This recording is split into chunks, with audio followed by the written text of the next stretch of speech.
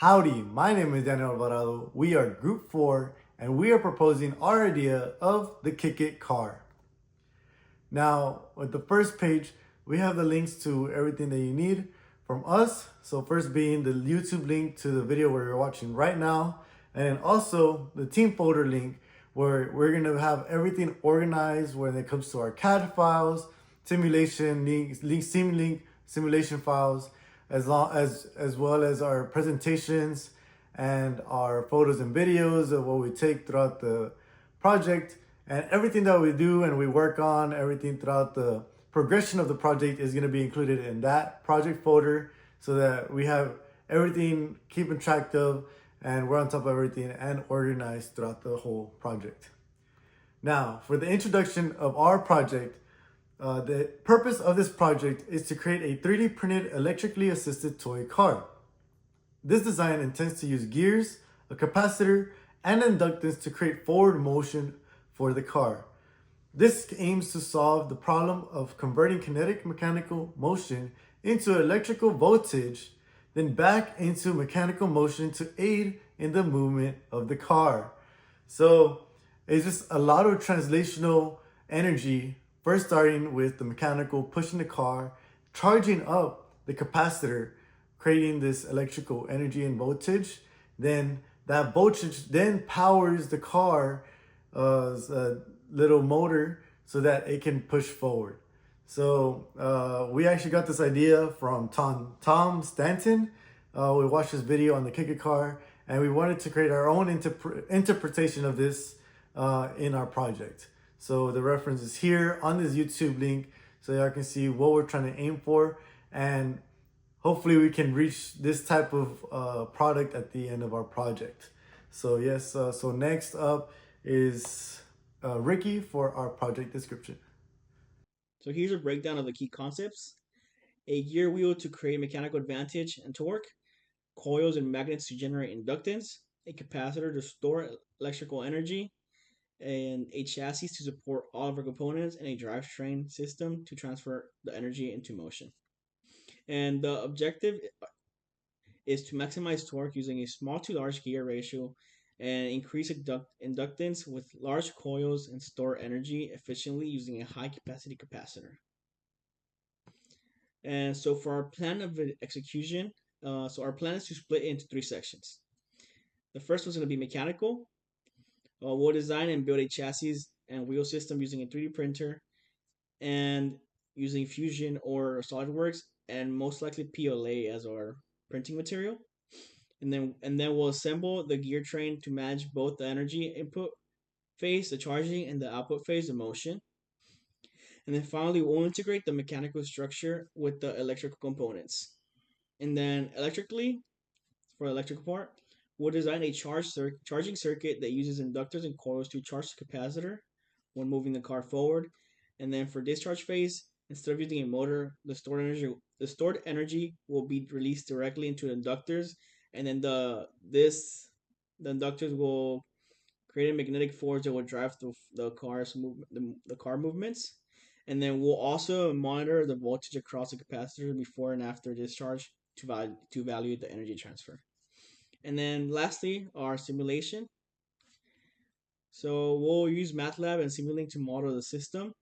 We'll simulate gear ratios, torque, and capacitor charging and discharging behaviors. And then we'll integrate it into mechanical and electrical subsystem using a rotational electromagnetic converter in Simulink. And then this will let us see how the electrical discharge translates into motion. And then finally, we'll just compare the simulation to the real world tests with the data provided or found to validate our model. And then our flowchart. So our flowchart outlines the data comparison process. So on one side, we see experimental test that produces real data. And then on the other, we have a simulation data from our MATLAB and Simulink models. And then both sets of data will be analyzed and compared to evaluate accuracy and performance. And then this process will help us redefine the design and understand the dynamics of energy transfer in the system. Howdy, my name's Eric, and I'll be going over the last couple slides for the MXET 375 project proposal. So I'll start off with the distribution of work. And the main purpose of the distribution of work was just to evenly distribute all the work between all three members of the group. And one assignment that all of the groups had to pitch in that we assigned to every group member was the Simulink diagram creation. So we were discussing and we came to the conclusion that the Simulink diagram creation would be one of the biggest parts of so it'd be the biggest and the hardest part of the project. So we decided that all of us would just pitch in. So we assigned that to every group member. And some of the more specific parts had to do with the electrical design, mechanical design, and some of the more miscellaneous components of the project. For example, Ricardo will be doing the electrical design assembly, as well as the simulation data. Daniel will be taking care of the CAD design, presentation preparation, and the editing video, and editing the video as well. And I will be taking care of the physical construction, and as well as merging both the electrical and the mechanical components together. Now, moving on to the next part of the project is the timeline. And the main purpose of the timeline was for just accountability and making sure we hit the milestones that we need to hit to make sure the project gets submitted at the right time.